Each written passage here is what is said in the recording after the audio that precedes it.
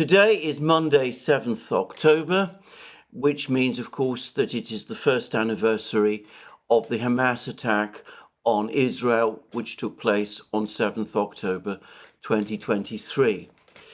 I'm making this program today, Monday, 7th October 2024, as we still await the Israeli strike against Iran, which the Israeli authorities, including implicitly Prime Minister Netanyahu, have promised us, and the extent of which, as of this moment in time, it is impossible for someone like myself to guess. Meanwhile, what I'm going to say about the events of 7th October 2023 is simply this.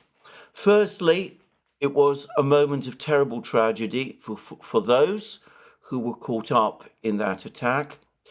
I understand that many of the people who were the victims of the attack on the 7th of October 2023 feel that in light of the enormous rush of subsequent events, their tragedy and the tragedy of their loved ones who were killed or who are now held as hostages in captivity has been forgotten. I absolutely have not forgotten these people. I have never done so, not at any time, not in spite of the enormous disasters that have taken place across the Middle East over the last year, the wars in Gaza and now in Lebanon and elsewhere. I absolutely have not forgotten the plight and tragedy of those people. And, well, I don't know how many of them listen to these programs or whether their friends do, but I want them to know, people in Israel, that as far as I'm concerned, they are not forgotten. And I, for one, remember their tragedy. The second thing I want to say about the events of 7th October 2023 is that there's been an awful lot of attempts to explain what happened.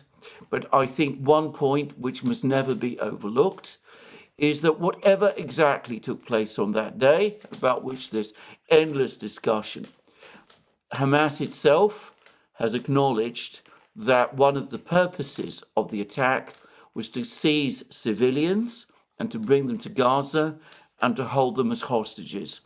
Now, that is a war crime, a fact that people tend to overlook. Far too many people, in my opinion, tend to overlook, and that the continued captivity of these hostages is wrong and illegal and is a tragedy, obviously, for those hostages and for their families, and that by holding on to those hostages, Hamas is flouting the opinions of the UN Security Council, which has repeatedly demanded their unconditional release. That's the second thing I want to say. And the third thing I want to say is that the response of the Israeli government, the government of Prime Minister Netanyahu, to this tragedy, this event on the 7th of October 2023, has, so far as I am concerned, been completely counterproductive and indeed disastrous from a political, perhaps a military, and certainly a moral sense. A year on from that event, I see no evidence that Israel or Israelis are more secure. On the contrary, their country is now involved in further wars in Lebanon, on top of the fighting that continues in Gaza itself, with missile strikes being launched against Israel from Iran in response to actions taken by the Israeli government, and with threats of counterstrikes by Israel and the general fear that there might be a greater war in the Middle East. And politically, in terms of Israel's standing in the world, militarily with the Israeli army, fighting on multiple fronts, economically with growing pressure on the Israeli economy, and I would say, personally, morally as well. This whole strategy, this whole policy which has been followed has been proved to be completely wrong and, in my opinion, frankly, disastrous. Now, I'm going to conclude these words by saying that there's been a number of articles, not directly commemorating the first anniversary, but they've all been articles that I have read over the course of today, which have helped me to form my view and to illustrate some of the points that I'm making. The first is an article written by Lieutenant Colonel Daniel Davis, who I should say, and I declare an interest here, I know him personally. I've met him personally in London. I've appeared on his channel, Daniel Davis Deep Dive. And in fact, the first instance when Daniel Davis and I encountered each other was on a podcast on X, hosted by David Sachs, in which shortly after the events of 7th October 2023, we were discussing the situation in the Middle East. And Lieutenant Colonel Davis, in this latest article, which is written in Newsweek, discusses the Israeli assassination of Hassan Nasrallah, the head of Hezbollah, the former head of Hezbollah, and he makes clear his own opinion that far from making Israel's security position better, it is going to make it worse, as a US military officer who's fought in the Middle East, who has no doubt encountered some of the actors that we are talking about. I'm sure that he's had contacts with Israeli officials, and for all I know, whilst he was serving in Iraq, with the Iranians and their allies, or proxies if you prefer, in Iraq. I've not discussed this with him, so I don't know, but I'm guessing that he has. Anyway, as someone who has served in the Middle East, I think his words carry authority. They carry weight. I remember that in that podcast hosted by David Sachs on X, Lieutenant Colonel Davis warned that a military operation in Gaza to root out Hamas was misconceived, that it would be almost impossible to root out Hamas through military means, that it would cause immense devastation and heavy loss of civilian life. And on that, of course, he has proved to be, as far as I could see, completely correct. Anyway, Lieutenant Colonel Davis, in this latest article, says that having encountered various organizations in the Middle East, organizations like Hezbollah, having fought against some of them,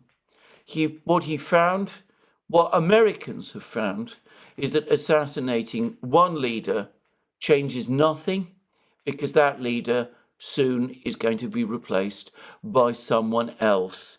In fact, the only thing it is likely to do is to radicalize and harden even further the organization that is being targeted. Now, that's from Lieutenant Colonel Davis. I've in the past expressed views that Hezbollah might not recover from the blows that the Israelis meted on it over the previous weeks. Well, we see that it is there. It is fighting. I was reading in The Guardian this morning that 2 more Israeli Special Forces soldiers have been killed just this morning in southern Lebanon.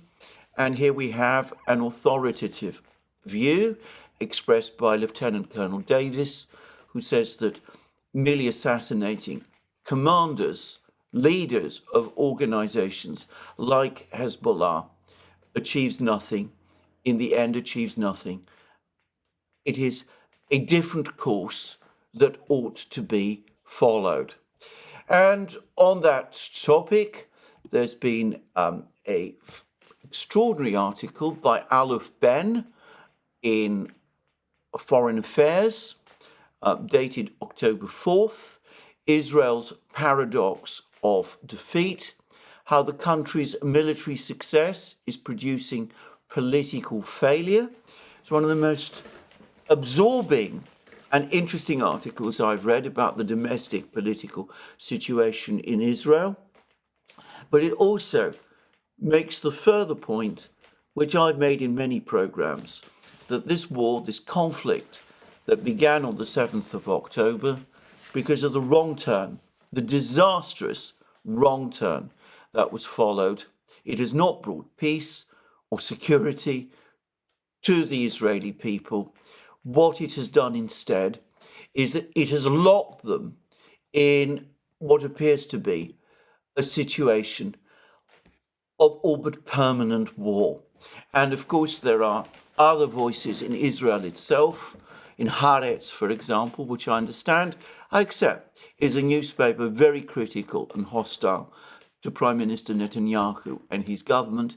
But anyway, the point I'm making is that this view, this opinion set out in Foreign Affairs by Mr. Ben is one that is also held by many people in Israel itself. Then there's a second article, which I was reading this morning, published yesterday by Jeffrey Sachs, Professor Jeffrey Sachs, and Civil Affairs.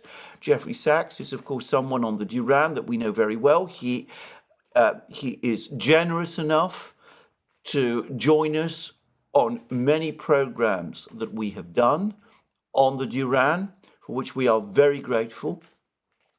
And again, he has written with Civil Affairs what I think is a powerful article.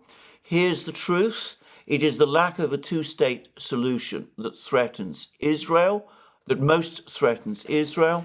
As a result of its belligerence and intransigence, Israel is now almost completely ostracized by the international community and also faces grave economic and military threats as the regional war expands.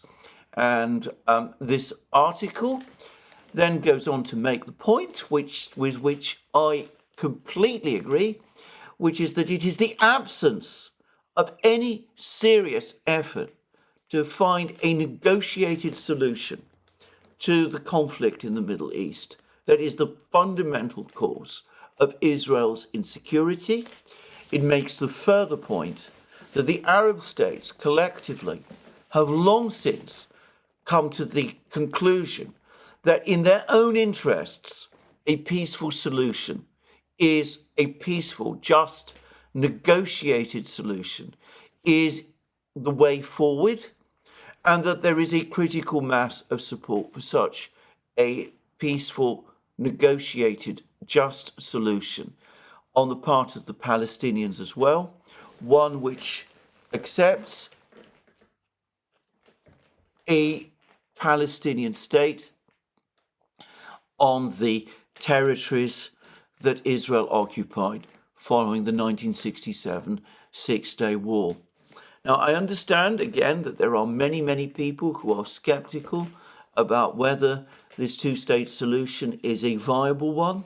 All I will say about that is that when two communities, in my experience, when two parties, in my experience, generally seek a satisfactory, peaceful outcome with each other, when they both seek peace instead of victory, when they put aside their maximalist demands and engage each other in negotiations which are conducted in good faith, then it is surprising how problems which many see as insuperable suddenly become amenable to solution.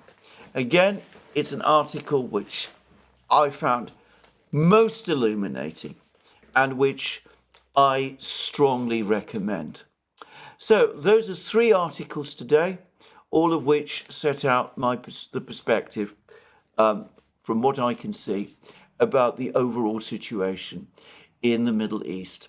Now, there is also apparently a book, which I will say straight away, I have not read, a book that has been published about US regime change policy in the Middle East. Its title is Losing the Long Game, the False Promise of Regime Change in the Middle East. Apparently, its point is that the United States, and I'm taking this from a summary provided of this book by Gideon Rachman, a journalist writing from the Financial Times, with whom, by the way, I scarcely ever agree with, on any matter, but that's another matter, and that's another issue. Anyway, Gideon Rachman says that this book says that the US repeatedly falls into the same trap decade after decade after it gets behind the idea of regime change in Iraq, Iran, Afghanistan, Egypt, and Libya. In every case, the US embraces the optimistic assumptions of exiled leaders and this is according to Gideon Rachman, of Netanyahu over Iraq in 2002, but fails to anticipate the chaos that inevitably ensues after the collapse. Now, what is interesting about this book, the fact that regime change operations have been regularly conducted by the United States in the Middle East, and that they've never resulted in satisfactory outcomes from any conceivable point of view. On the contrary, they have all been disasters. Anyway, what makes this book particularly interesting is that the author is Philip Gordon, who I understand currently advises the US Vice President, who perhaps in January next year will become the US President. Well, I hope that the wise words contained in the title of the book, I'm not sure whether the book itself reflects the title, but I'd like to hope it does. Anyway, I hope that these wise words continue to be spoken in the event that the Vice President does become the President and finally start to shape US policy in the Middle East so that the United States starts to get behind, in a serious and constructive way, processes to build peace in the Middle East rather than go down this disastrous route of pursuing regime change, which, in my opinion, has only brought about war and chaos. Anyway, there we are. That's all I'm going to say about the Middle East situation today. We're still waiting to see what is going to happen, what the Israelis are going to do. There's word out that the United States is telling Israel that if they limit themselves to certain targets and choose not to attack other targets, they will get another massive aid package from the United States. That sounds to me a little bit like the US trying to bribe the Israelis to scale down their attack on Iran. I wonder what that would lead to. Let's assume that the Israelis this time take the bribe and scale down the attack. Will they come back to the United States later and ask for even more and threaten that if they don't get it this time, they will launch an even bigger attack than the one they had planned for? I think that many people in Israel might not want to do that, but I'm certainly absolutely sure that some would. Anyway, it doesn't seem to me like a wise approach on the part of the US government, but all of this is being debated apparently in private. We're only getting flickers of shadows on the wall that give us some insight into the kind of debate that's happening. We will only know when the attack takes place. And for the record, I think there's a strong chance that that attack could happen this evening. Quite probably, by the time you're listening to this program, you will know what the scale of the attack is and the kind of damage that it has done. And then the question will then be, which I will have to discuss in my next programs, what the Iranian response might be. Anyway, there we are. That is what I'm going to say about the situation in the Middle East. Now let's turn to the other conflict, the conflict in Ukraine, where we have had an interview given by Sergei Lavrov, the Russian foreign minister, with Newsweek. And it's a very interesting interview. It's rather short, which actually means that it's crisp and to the point. And for once, Lavrov was treated, well, at least he was given an opportunity to express his views. I mean, the questions, by the way, that Newsweek posed to him, for once seemed to me right on point. Anyway, Lavrov's answers were clear and crisp, and they don't directly allude to the plan I discussed yesterday, the plan of getting Ukraine to accept for a temporary period the occupation of the territories in pre-2014 Ukraine that the Russians currently control, in return for Ukraine's accelerated entry into NATO.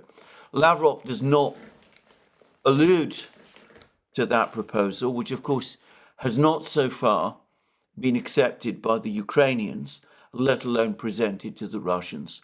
But he very crisply and clearly sets out what the Russian conditions for ending the conflict in Ukraine would be. And I'm going to both read out the question and his answer. And Newsweek asked him, as the Ukraine conflict continues, how different is Russia's position than in 2022? And how are the costs of the conflict being weighed against the progress made towards strategic objectives? So then Lavrov responded as follows: our position is widely known and remains unchanged.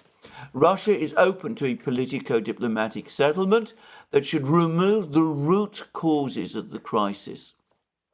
It should aim to end the conflict rather than achieve a ceasefire.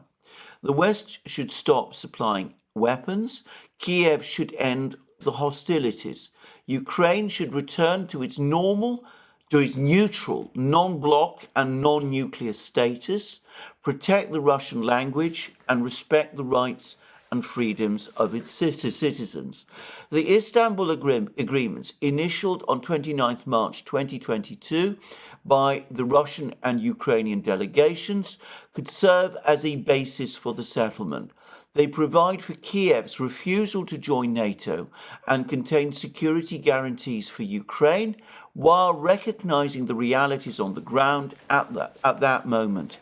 Needless to say, in over 2 years, these realities have changed considerably, including in legal terms. On 14th June, President Putin listed prerequisites for the settlement as follows: complete Ukrainian military withdrawal from the territories of the Donetsk People's Republic and the Lugansk People's Republic, Zaporozhye and Kherson Oblasts, recognition of territorial realities enshrined in the Russian Constitution, neutral, non-bloc, non-nuclear status for Ukraine, its demilitarization and denazification, securing the rights, freedoms and interests of Russian-speaking citizens, and removal of all sanctions against Russia. Now that is a clear answer, and it sets out Russia's terms.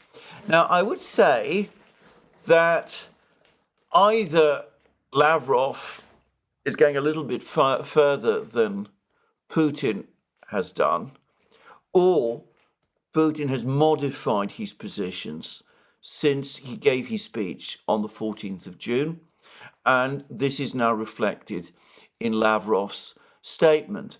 Because actually, this set of terms that Lavrov is outlining, as far as I can see, goes beyond what Putin actually said on the 14th of June. Firstly, consider these words. Lavrov says that Ukraine must recognize, and now I quote, the territorial realities as enshrined in the Russian constitution.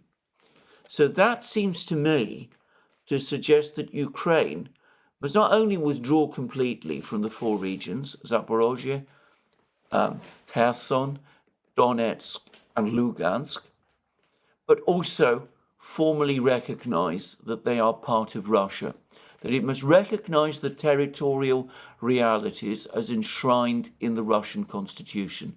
Why else refer to the Russian constitution?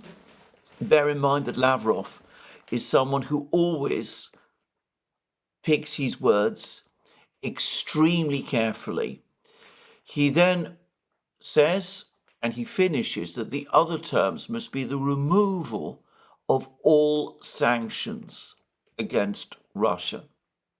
Now, there are differing accounts as to whether the latter provision was set up in the Istanbul Agreement. At the time, I understood that there was no reference to the sanctions in the Istanbul Agreement, but I've heard since otherwise, that the Istanbul Agreement did in effect agree to the complete lifting of sanctions. But now Lavrov is talking about this explicitly. He says that for there to be peace in Ukraine, for there to be a settlement in Ukraine, part of the package is that all sanctions against Russia must also be lifted. And then he goes on to say this: Kiev responded to this statement, that's to say Putin's statement of the 14th of June, by an armed incursion into Ukr Oblast on August 6th. Its patrons, the United States and other NATO countries, seek to inflict a strategic defeat on Russia. Under the circumstances, we have no choice but to continue our special military operation until the threats posed by Ukraine are removed. And then he goes on to say the costs of the conflict are greatest for Ukrainians. For Russia, it is about defending its people and vital security interests.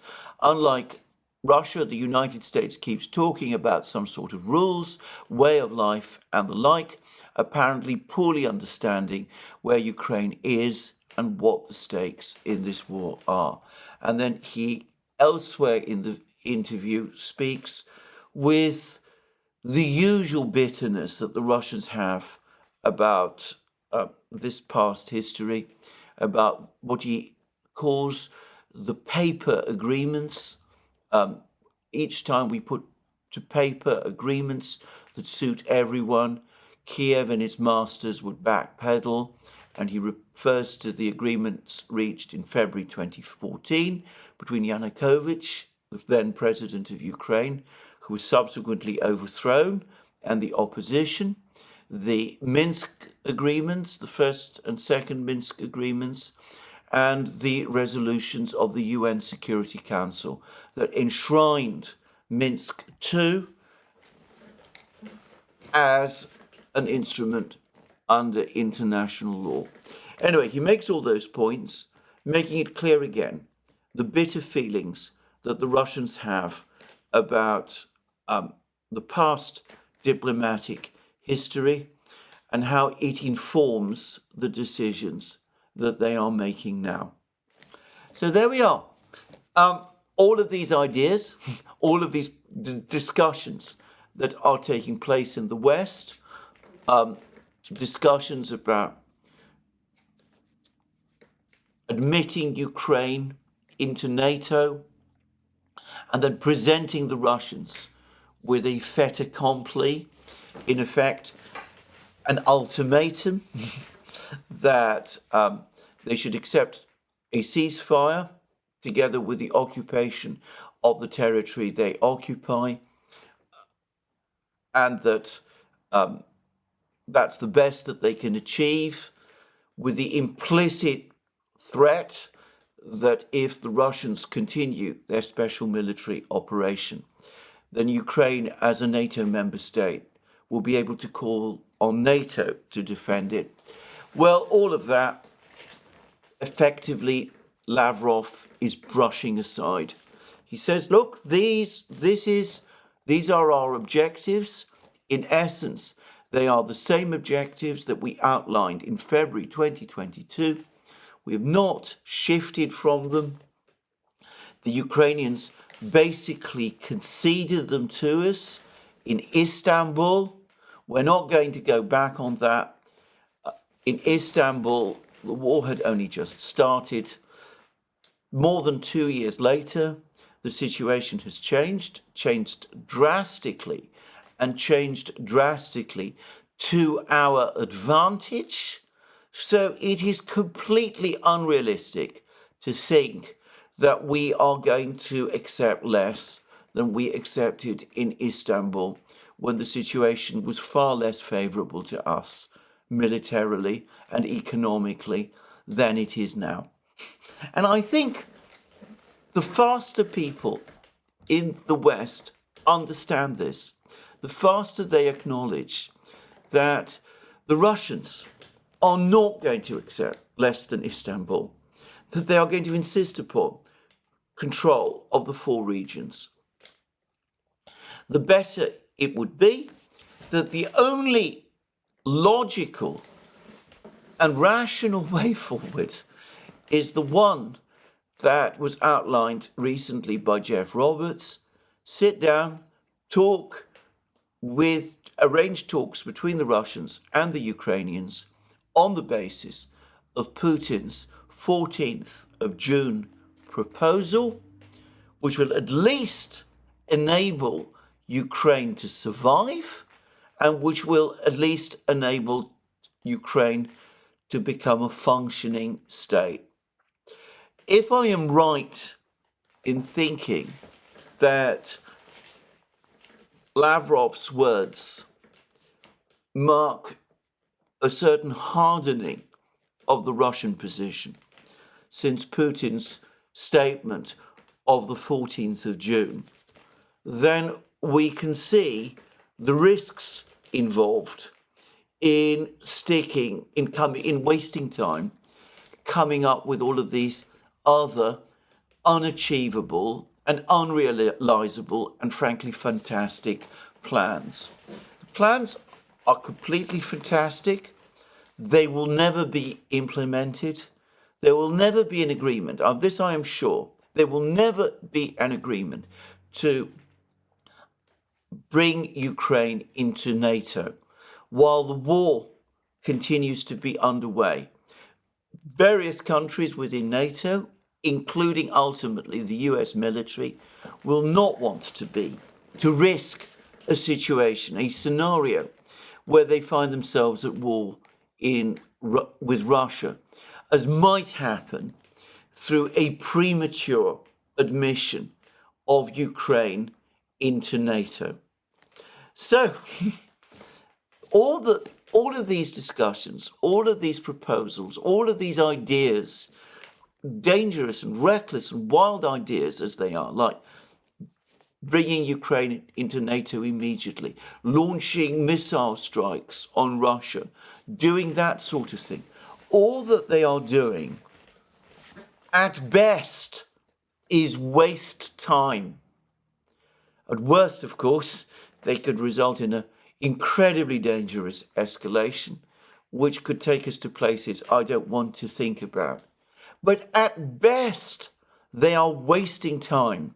They are wasting intellectual effort when time is running short, when Ukraine is reeling from one defeat to another, when the Ukrainian army is being ground down by the Russians on the battlefronts, when the Russians are close to capturing places in eastern Ukraine that could be existentially important for the future of Ukraine itself. And when even a former advisor of Zelensky's, like Arestovich, tells us that time now may only be measured in months. Far better to put all these schemes, which is what they are, to one side and to sit down and to negotiate practically and in earnest and in good faith, and to seek a genuine peace which takes into account the Russian terms and which at the same time tries to safeguard Ukraine, or please provide Ukraine with a future whilst securing the West's own key security interests. That is still just possible. But in 4 months' time, if Arestovich is right, it may be too late.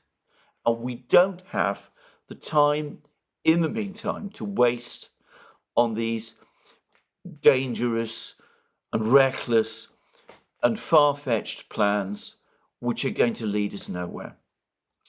And that, of course, now brings me to the actual situation on the battlefronts. Well, last night there was another major Russian missile strike on positions in Ukraine, and I noticed that increasingly now the Russians are conducting missile strikes using hypersonic Kinjal missiles. Clearly, production of these missiles has now increased to the point when the Russians feel able to use them in ever greater quantities. And it seems that once again the Russians were launching missile strikes using these hypersonic missiles on airfields in western Ukraine. I believe Starokonstantinov was again a target. That is the airbase where the F-16s are supposed to be based.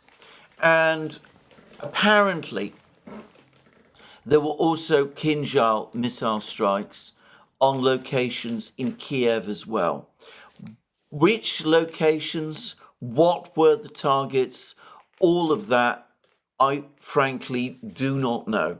But anyway, Kinjal strikes on Kiev apparently took place as well.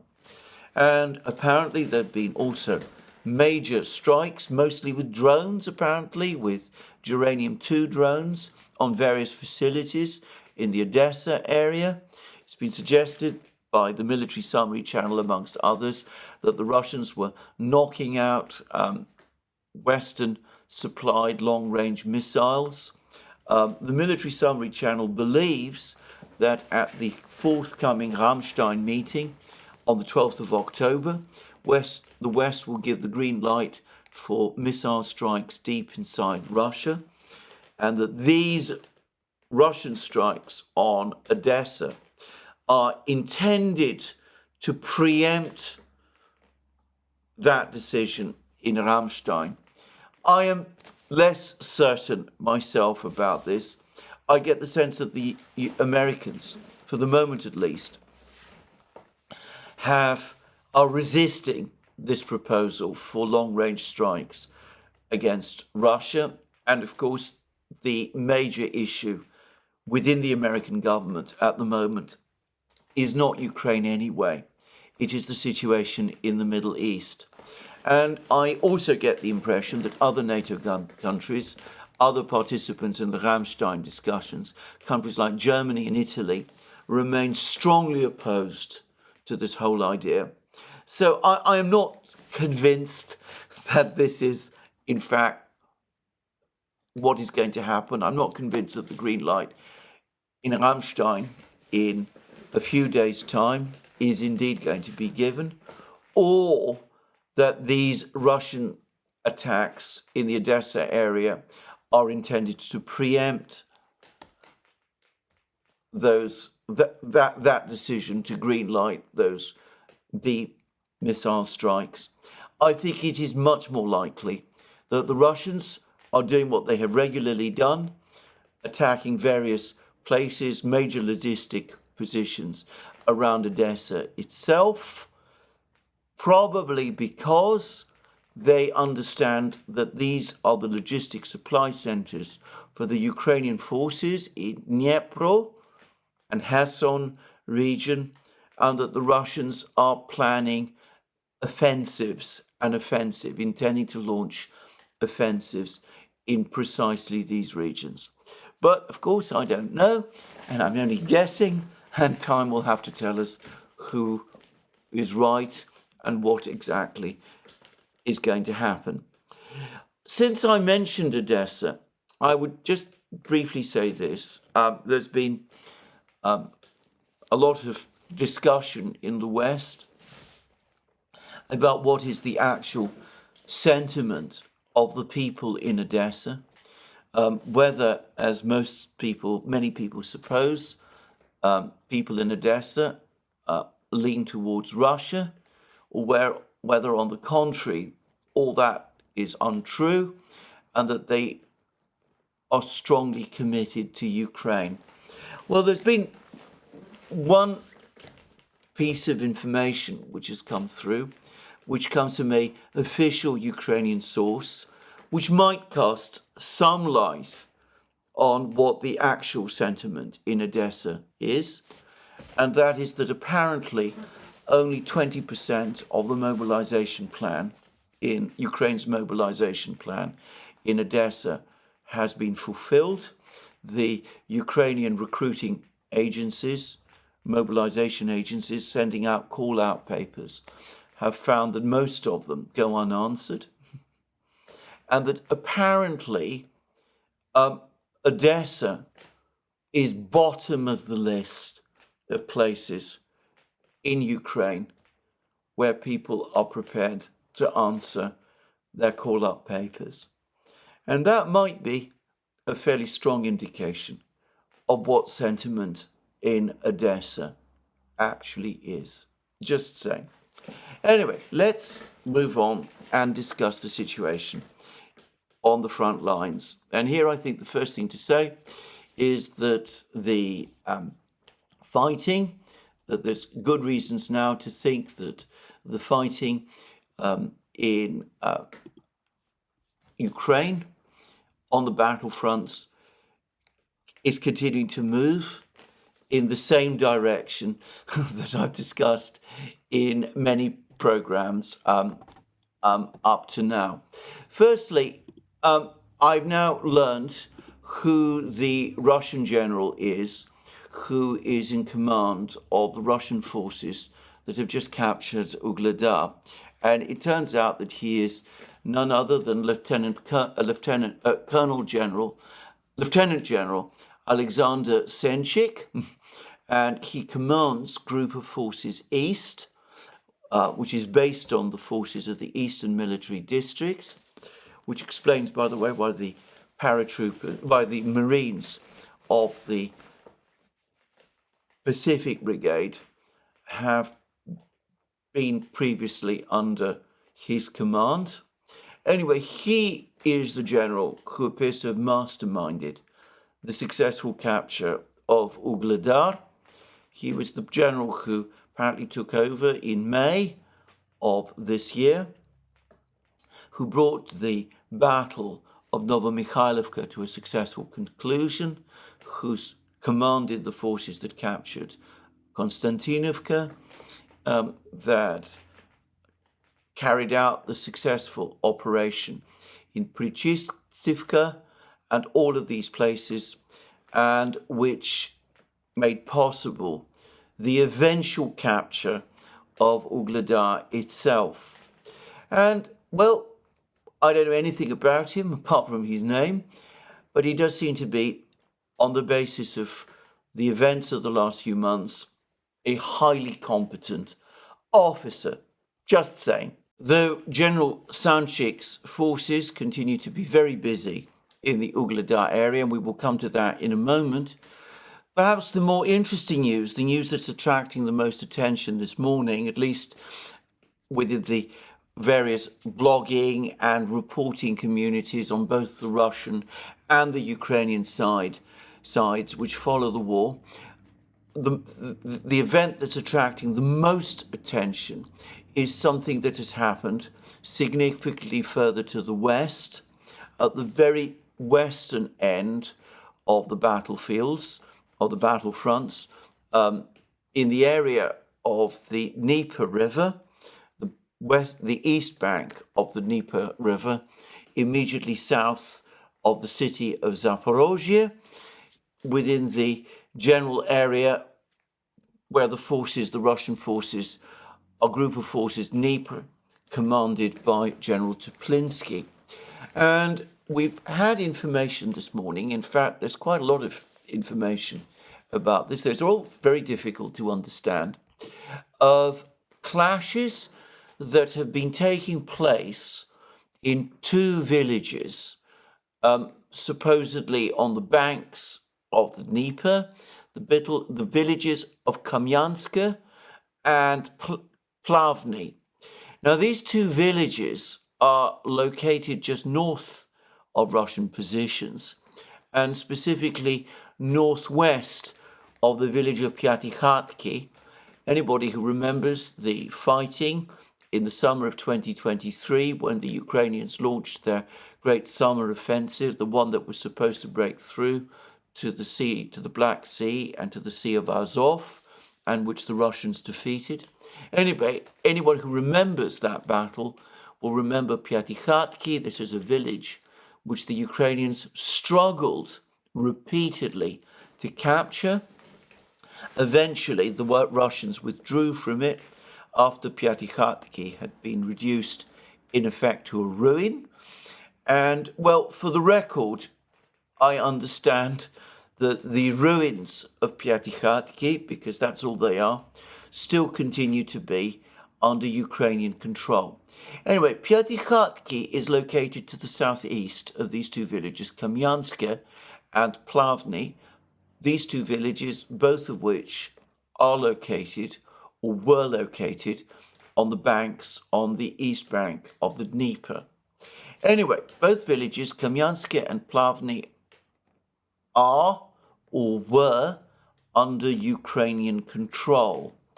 But film has now appeared, very detailed film, showing clashes between what appear to be reconnaissance groups of both the Ukrainian and Russian armies, located northwest of the village of Kamyanska and immediately south of the village of Plavny, all, as I said, on the east bank of the Dnieper.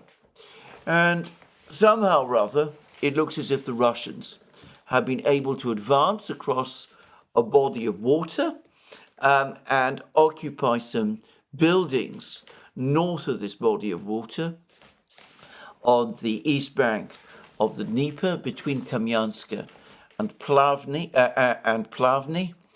And, well, there's suggestions that the Russians might be intending to advance further northwards towards Plavny itself, or that they might be preparing some kind of attack towards Kamyanska.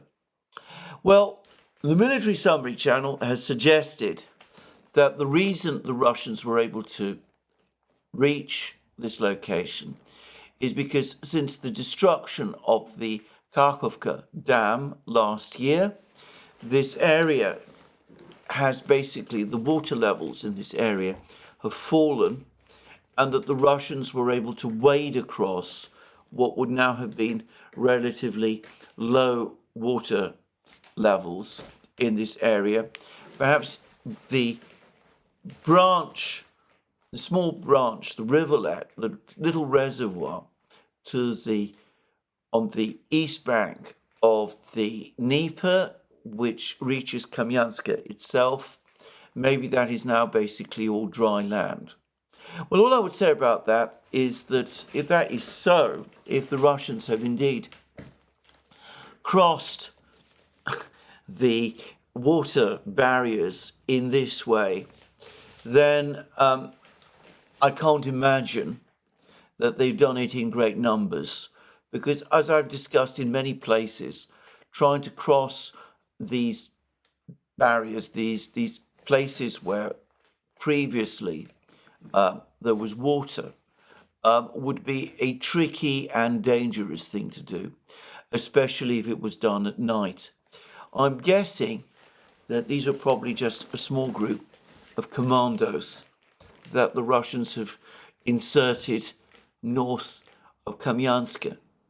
But having said that, it is interesting that the Russians are indeed there, that they've taken the trouble to do this, and perhaps in a few weeks' time, when the weather conditions change, after the autumn rains maybe, when maybe the water levels will rise, more Russian troops may be able to cross on boats. And of course, beyond that, when winter comes and the ground hardens and even the soil, the ground soil at the bottom of this river or reservoir hardens further, then perhaps more Russian troops will be able to cross, and maybe some kind of encirclement operation of Kamyansk itself will take place. And of course, if that does indeed happen, then it is a serious matter, because it would bring the Russians within, well, reasonable distance of Zaporozhye city. I believe it lies around 30 kilometers further north, so a short car drive up the E105 road, the main road from Kamyansk up to Zaporozhye. I don't know how many Ukrainian troops are located in this area. So these are all somewhat unknown things, but it could be that the fact that the Russians have conducted this operation, that it could be a sign that at some point, maybe after the Rasputitsa period has ended, when the ground does finally harden, General Teplinsky and the 130,000 men supposedly under his command will begin an offensive and advance northwards to Piatikhatki, recapture Piatikhatki, capture Kamyansk, and move on, continue to advance north towards Zaporozhye city. There have already been reports that the Russians have deployed troops to Rabotino, further to the east, and I remain of the view, by the way, that it would not be practical for the Russians to conduct an offensive towards Zaporozhye without capturing Orekhov, which lies some distance from the river further east, without capturing Orekhov first.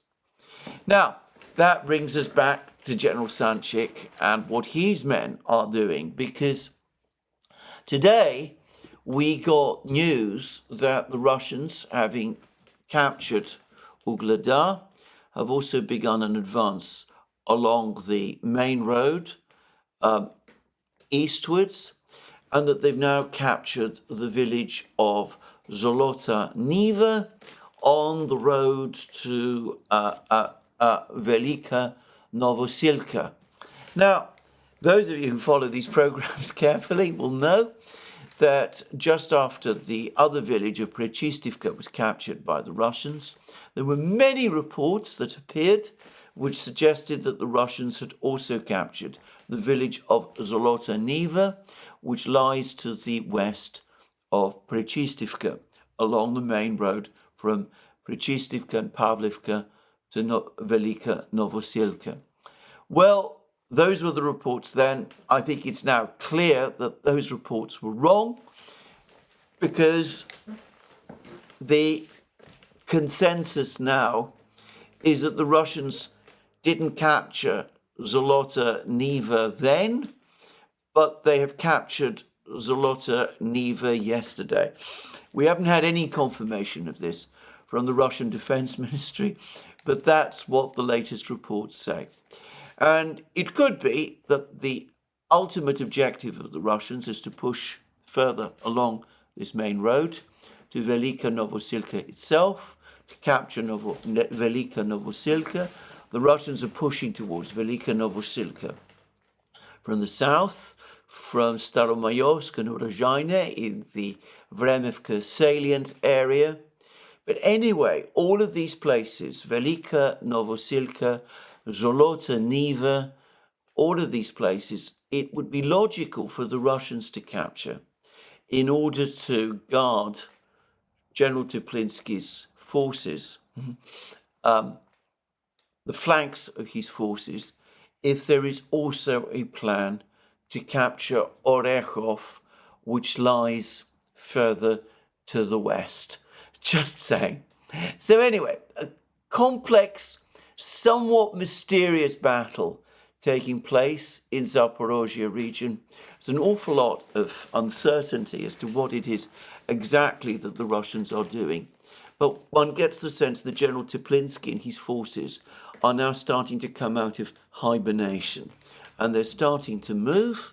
And if they do start to move, and if some big Russian offensive now takes place, now that Ugledar has fallen in the Zaporozhye and Kherson area, well, of course, given how overstretched the Ukrainian army already is, it would be catastrophic, or so it seems to me, for Ukraine. Anyway, that's one battle that General Sanchik and his forces are in some way involved in. Quite plausibly, in the autumn, after the Rasputitsa, we're going to be seeing an awful lot of activity in Zaporozhye region. And those bombing and drone and missile strikes in the Odessa area that I discussed earlier in the program are in some way connected to all of this. So anyway, that's the first area of the battlefronts that I wanted to talk about. Now, elsewhere, we're getting more news from further north, and to say it briefly, the news is disastrous.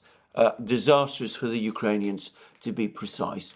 Now, firstly, this morning, Ukrainian channels, Telegram channels are reporting places, not, I understand, DS, but the others, and I've no doubt that this is true, confirmed that the village of Tsukuryne is now under complete Russian control. The Russians have pushed the Ukrainians out of the remaining buildings in western Tsukuryne, including the poultry farm that was located on its western outskirts, that they now control the whole of Tsukuryne. There's also reports that the Russians now have advanced south from Tsukuryne and control around a quarter of the village of Novoselidivka. This is the village south of Tsukuryne. They control the eastern part of this village, and that they've pushed beyond this village further south and have captured a fortified position occupied by the Ukrainian army to the south of Novoselidivka. Maybe that was one of those fortified positions that Mariana Bezuglaya was talking about when she said that there were trenches that the Ukrainian army had built that were unoccupied. Maybe this is one of those unoccupied trench systems. Anyway, located south of Novoselidivka. And if true, if all of this is true, if it's also true that there are now Russian troops in Izmailivka, which is a village to the west of Novoselidivka and south of Tsukuryne, if there are indeed Russian troops, as some say, there also, then, well, that puts the Russians very close to where their advanced forces are located, in places like Gostry, Ostrovske, and elsewhere.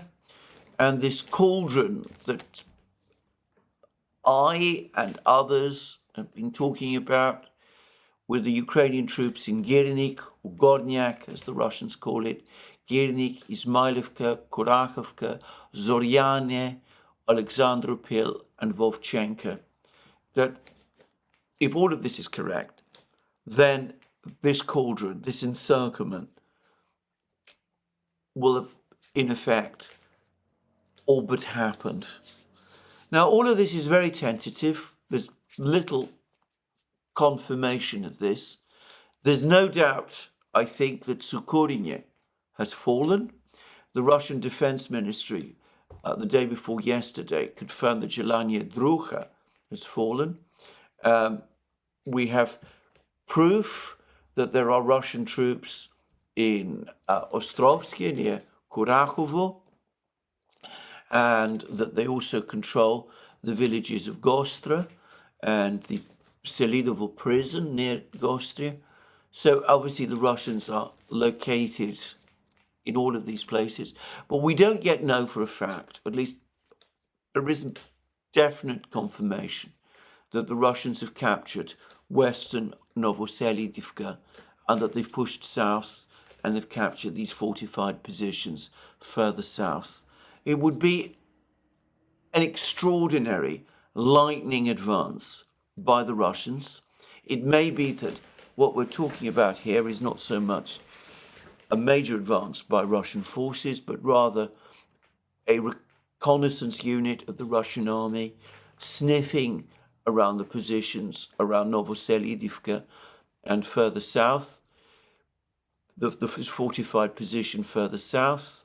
But if the Russians do already control all of these territories, then, to be frank, the Ukrainians are now facing an operational crisis in this area of southern Donbass, which is even more critical than the one that they face that they faced a few days ago in Ugledar. Thousands of men, many more than in Ugledar, surrounded, a large area of territory encircled. This would be an actual proper cauldron, the first cauldron of this kind that has appeared, so far as I can see, over the course of this war. Anyway, all of this bears a great deal of attention. As I said, we still don't have all of the information that we need, but what is indisputable is that the Russians do seem to have captured Tsukuryne, and they also seem to be pushing further westwards around Selidovo, and they seem to be moving closer and closer to an encirclement of Selidovo itself. This is an important town a little further to the north, and they've with the capture of Tsukuryne, it's going to be easier for them, or so it seems, to advance and cut off the supply lines to Selidovo from the west, from the village of Vishnyovo, and which is the village immediately to the west of Selidovo. And there are also now some reports, some scattered reports, that the Russians have cut or passed through the M04 road, the big M04 road, which they now basically occupy, most of the stretches of which they now occupy, and that they're pushing into Selidovo from the northwest as well, so that Selidovo is being attacked from multiple directions, from the south, from the east, from the north, and from the northwest, and that its supplies to the Ukrainian grouping in Selidovo are dwindling. Well, another cauldron, or maybe a siege, more properly, I'm not sure. Further north still, the Russian Defense Ministry today confirmed that Grodivka, the village along the main road from Progress, the village of Progress, to Mirnograd, has now passed fully under Russian control. So the Russians are outside Mirnograd, very close to Mirnograd. There is no inhabited settlement between their advanced positions and Mirnograd itself. There are various trenches built in the fields south of Mirnograd. The Russians have captured several of them. Apparently there's still a few that the Ukrainians continue to occupy, but it doesn't look as if they'll be able to control these trenches for very much longer. The Russians supposedly also pushing towards the village. Well, they're already present in the village of Lisivka and the village of Suhy Yar, and they also control the village of Mykolaievka. I suspect that perhaps even as soon as next week, we're going to see Russian troops enter Mirnograd. It's only a question of time now. I'm not saying that there will be an all-out assault on Mirnograd and Pokrovsk within the next few days. I think that the Russians will want to capture first Selidovo and Kurakhovo before they launch their attack on Mirnograd and Pokrovsk.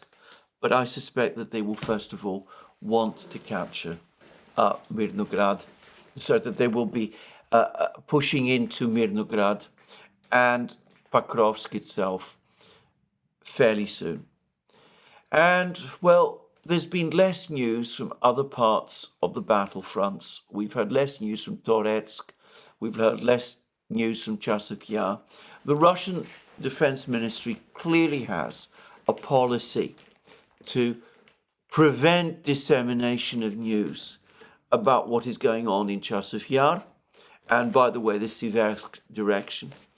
So that suggests a major concentration of both Russian and Ukrainian troops in the Chasiv Yar area. This is probably a major battle, and as I said, I suspect that all of the mapping projects are giving us profoundly inaccurate information about where the Russians are located in Chasiv Yar, and we already know that the Russians have captured the village of Verkhokomyanska immediately to the west of Siversk. But there's lots of reports now coming from the Oskol and Zherebets river lines.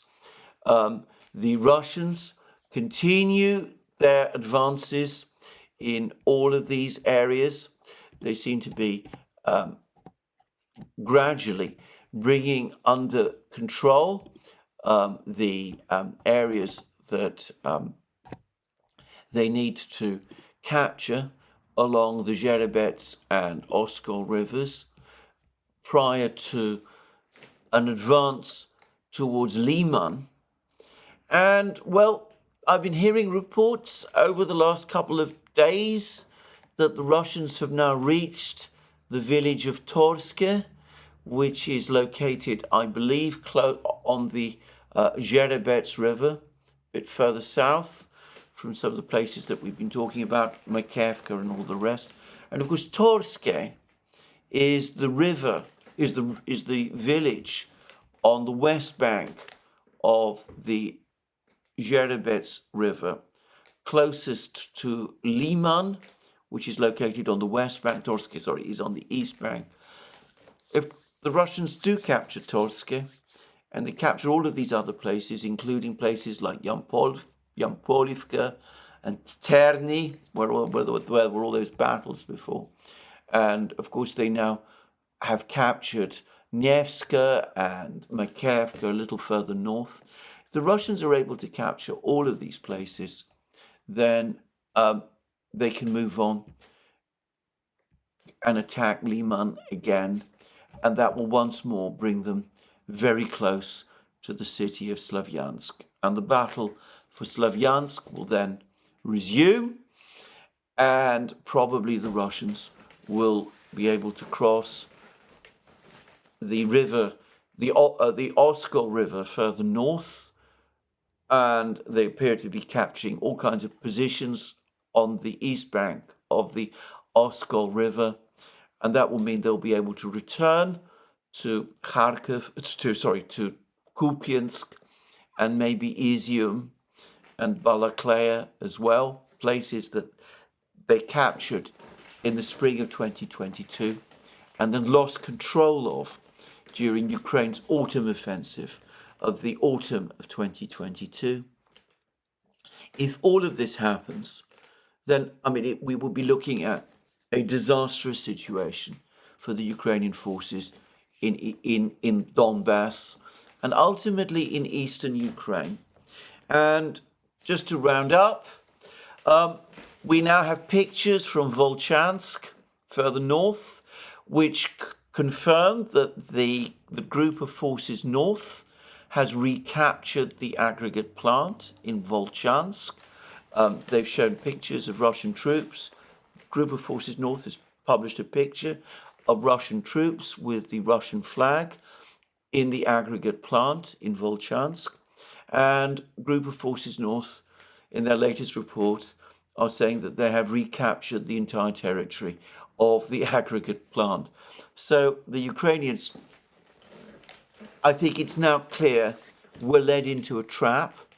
The Russians pulled back from the aggregate plant a couple of weeks ago.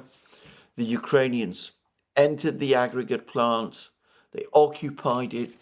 The Russians then unleashed a terrifying barrage of shells and bombs upon them, causing the Ukrainians to suffer very heavy losses. Is exactly the tactic discussed in the US Marine Corps Journal back in 2022 by the US Marine Corps officer Marinus, whereby the Russians like to lure their adversary into fire traps. That's exactly what the aggregate plant turned out to be. The Ukrainians suffered horrendous losses, and now the Russians have returned, and the aggregate plant in Volchansk is back under their control. I've seen pictures, by the way, of Volchansk, including the area of the high-rise buildings, and we are talking about a lunar landscape. There's been massive bombing by the Russians of Volchansk, of the area of the high-rise buildings. It looks completely devastated. The city of Volchansk, as a city, effectively no longer exists. It reminds me a little of Marinka, that village which the Russians captured back in January of this year, was also a devastated landscape. And Volchansk, frankly, now looks the same. And further north, group of forces north continue to claim that they're advancing multiple kilometers at a time in the area of the Kursk pocket, the area around Sudzha. They're apparently still fighting going on outside Plekhovo. The Russians haven't yet stormed this village. It was understandable that the Ukrainians would want to defend their positions in Plekhovo. If they lose Plekhovo, then their supply lines to Sudzha become precarious, so it's understandable that the Ukrainians would defend there. And anyway, there is a major battle taking place there. But in the meantime, the Ukrainians have lost control of the aggregate plant in Volchansk. Now, I'm going to finish with two further articles that have appeared. One is in the New York Times, and it discusses at great length the tactics of the Ukrainian military. It accepts that the Ukrainians are being forced to retreat across the whole of eastern Ukraine, but it tries to give a slightly optimistic spin on what the Ukrainians are doing, drawing, it must be said, on the comments of Ukrainian commanders. And it speaks of the Ukrainians engaging the Russians in a war of attrition. Notice how it's reversed. Normally, in these programs, you hear me talk about attrition and about the Russians conducting a war of attrition against the Ukrainians. And I even coined the expression aggressive attrition. Anyway, according to the New York Times, on the contrary, it's the Ukrainians who are conducting attrition against the Russians.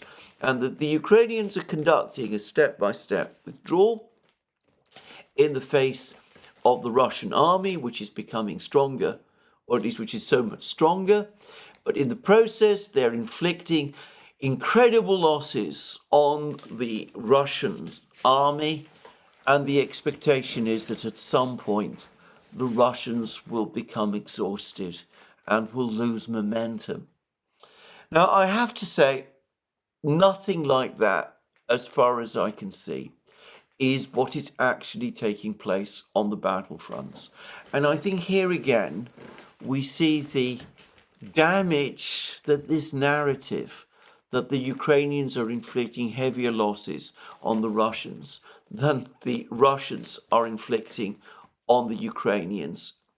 The damage that this narrative, this meme, is causing. Because I don't believe, first of all, that the Ukrainians are inflicting more losses on the Russians than they are experiencing themselves. After all, as Brian Beletic has pointed out many times, every commentator and reporter of the war agrees about certain things, that the Russians have a major superiority in artillery. They have a very significant superiority now in air power. Their drones, as I've discussed many times, are much more active on the battlefronts than they used to be. There was an article recently somewhere which spoke about how the Orion drones are now active right across the battlefronts and are inflicting real damage on the Ukrainians as well. And of course, the Russians have far more tanks and armored vehicles and all of those sort of things. So yes, it is the Russians who are attacking and it is the Ukrainians who are defending. Though the way the Ukrainians defend begs many questions. I've discussed the catastrophic decision to delay the withdrawal from Ukr, and we've seen that pattern repeat itself in many places. We've just seen how Ukrainian troops in places like Girnik and Kurakhovka and other villages in southern Donbass are now all but surrounded, for example. How is it possible, given the information that we are getting, that the Ukrainians really can be inflicting more losses on the Russians, especially when the consensus is that the Russian army has improved greatly in quality since the start of the war? That makes no sense to me. It is not supported or borne out by any of the figures, any of the information that we have received. And pretending that Ukraine can win a war of attrition against Russia seems to me to be a dangerous fantasy, and interpreting the events of the war in that kind of way seems to me to be astonishingly complacent. Moreover, it is true that Russian advances so far have been undramatic and incremental, though even the New York Times admits that the Russians have been accelerating their advance over the last few months. But even if one allows for the fact that the Russian advances have been incremental, the fact is that the Russians are now reaching key logistical points. They're outside Pokrovsk and Mirnograd, and I've said that they're likely to be entering these places within maybe even as soon as next week. They're coming very close now to Slavyansk and Kramatorsk, We've had further news of Russian advances along the Dnieper River, edging towards Zaporozhye city itself. These are important places which Ukraine cannot afford to lose, whether as part of a war of attrition or in any other way. Certainly, attrition has been key to understanding this war. But loss of important positions, and there would be no more important position than the city of Zaporozhye, just saying. Anyway, loss of important positions would be disastrous for Ukraine. It would call into question Ukraine's whole ability to conduct the war going forward, if that is what we've come to, and we are much closer to that point than up to now we have ever been. The second article I want to discuss is a most extraordinary article, which has appeared on the website War on the Rocks. Now, this is a website which can sometimes be quite interesting and informative, but which tends to take a very rigidly anti-Putin government position, just say, and whose perspectives on the war are on the conflict are shaped by their generally disapproving view of President Putin and of his government.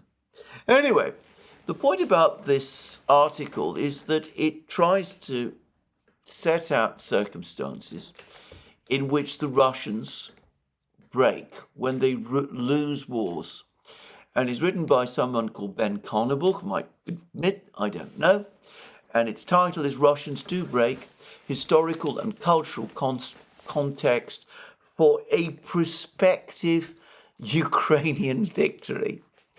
And anyway, it then goes into long discussions about Russian history and about Russian psychology, which I'm not going to waste time on. I think much of it, frankly, is, if I may say so, stereotypical and completely wrong. And I'm being generous in using those words. But anyway, it then gives two examples of when supposedly the Russians broke and why it might be possible to outlast the Russians after all. And one was the war in Afghanistan in 1980, and the other was the war in the Caucasus in Chechnya in the 1990s. Now, what I find extraordinary about bringing up those parallels is that they seem to me to be extremely unfortunate ones. Firstly, if we talk about Afghanistan, well, I would have thought the least said about that debacle, the better. If the Russians did withdraw from Afghanistan in the 1980s, so did the United States more recently, after a commitment 20 years. And, well, we know what happened afterwards. So it's arguable, in fact, it is indisputable, that when the Russians did withdraw from Afghanistan in the 1980s, they withdrew in far better order and far better shape than the Americans did. And besides, the government they left behind turned out to be far stronger and far more stable than anyone had expected, anyone in the West had expected. And it only collapsed after the Soviet Union itself had collapsed, and in that case, only as a result of an internal coup. Just saying. So, I think that one can't make judgments about when the Russians might break in Ukraine by looking at the Afghan situation in the 1980s.